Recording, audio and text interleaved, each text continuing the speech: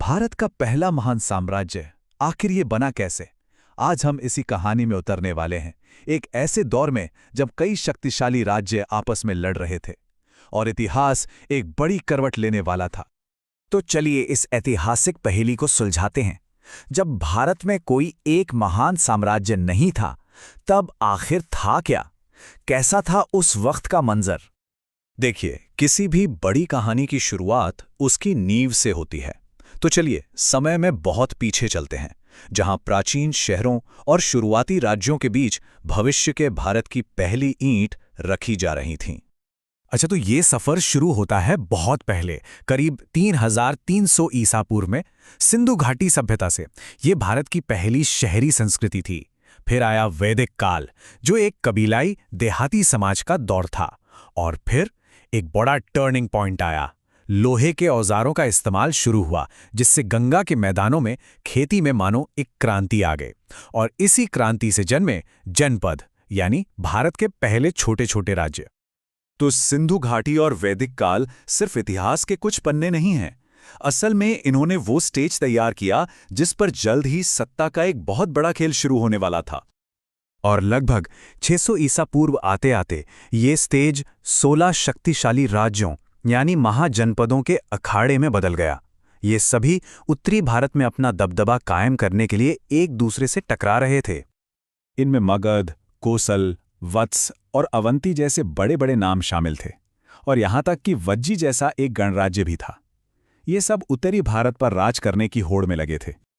लेकिन 16 में से असली मुकाबला तो बस इन 4 के बीच था।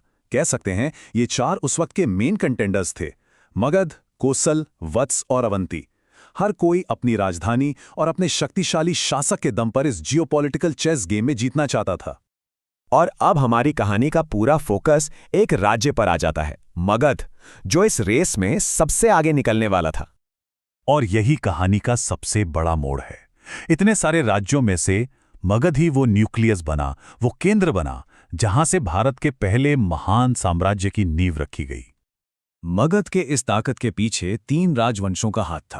पहला हर्यंक राजवंश, जिसने फाउंडेशन डाली। दूसरा शिशुनाग राजवंश, जिसने इस पावर को और मजबूत किया। और तीसरा नंद राजवंश, जो मगध को उसकी बुलंदी पर ले गया। अब देखिए, हर्यंक वंश ने तो जैसे खेल के नियम ही बदल दिए। पहले आए बिंबिसार, बड़े डिप्लोमैट थे, शादियों से गठबंधन बनाए और पड़ोसी राज्य अंग को अपने में मिला लिया। लेकिन उनके बेटे अजातशत्रु, उनका तरीका बिल्कुल अलग था। उन्होंने नए खतरनाक हथियारों का इस्तेमाल किया, जैसे रथ मुसल, मतलब धारदार पहियों वाला रथ, और महाशिला कंटक, एक तरह की प्राचीन कैटापल्ट। और इन हथियारों के दम पर उन्होंने अपने दुश्मनों को घुटनों पर ला दिया। इसके बाद आए शिशुनाग वंश। इन्होंने एक बहुत बड़ा काम किया। इन्होंने मगध के सबसे पुराने और सबसे बड़े दुश्मन अवंती पर कब्जा कर लिया, और इसके साथ ही 1 सदी पुरानी दुश्मनी हमेशा के लिए खत्म हो गई। और फिर आए नंद। इसके संस्थापक महापद्म नंद को एक राट कहा जाता था, मतलब एकमात्र सम्राट। उन्होंने साम्राज्य को दक्कन तक फैलाया और उन्हें क्षत्रिय नाशक की उपाधि भी दी गई। अब जरा इस एक नंबर पर गौर कीजिए, 2 लाख। जी हां, ग्रीक सोर्सेस के हिसाब से नंदों की फौज में 2 लाख पैदल सैनिक थे। यही नहीं, 20,000 घुड़सवार और 3,000 से ज्यादा जंगी हाथी भी थे।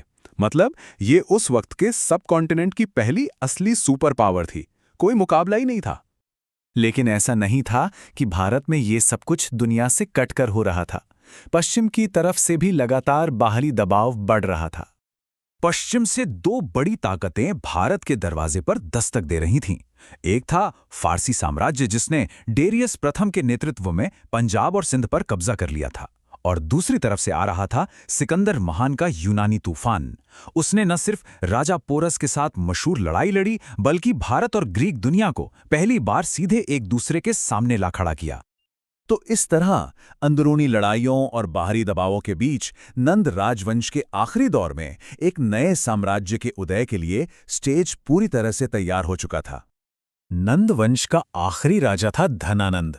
उसके पास बेशुमार दौलत और बहुत बड़ी सेना तो थी, लेकिन वो अपनी प्रजा पर बहुत ज्यादा टैक्स लगाता था, जिसकी वजह से लोग उससे नफरत करते थे। तो एक बार फिर से इस पूरे सफर को देखें। सिंधु घाटी के शहरों से कहानी शुरू हुई, फिर 16 महाजनपदों का दौर आया, फिर मगध का उदय हुआ हरियंक, शिशुनाग और नंद राजवंशों के साथ, और आखिर में 322 ईसा पूर्व में मगध के सिंहासन पर धनानंद बैठा था। तो सोचिए, गद्दी पर एक ऐसा राजा बैठा है जो बहुत ताकतवर है, लेकिन जिससे उसकी प्रजा नफरत करती है। ऐसे में आगे क्या होगा? बस यही सवाल है जो हमें सीधा मौर्य साम्राज्य की कहानी के दरवाजे पर लाके खड़ा कर देता है।